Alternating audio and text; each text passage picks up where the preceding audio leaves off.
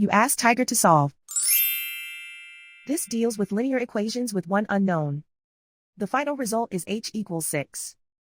Let's solve it step by step. Simplify the expression.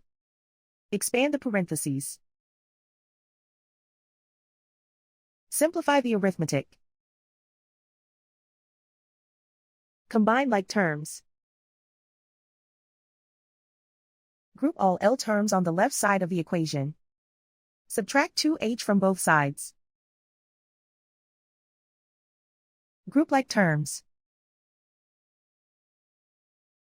Simplify the arithmetic.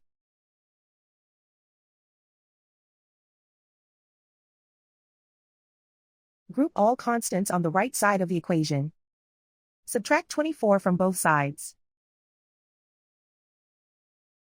Simplify the arithmetic.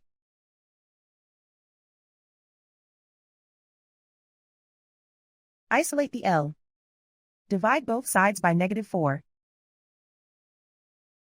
Cancel out the negatives. Simplify the fraction.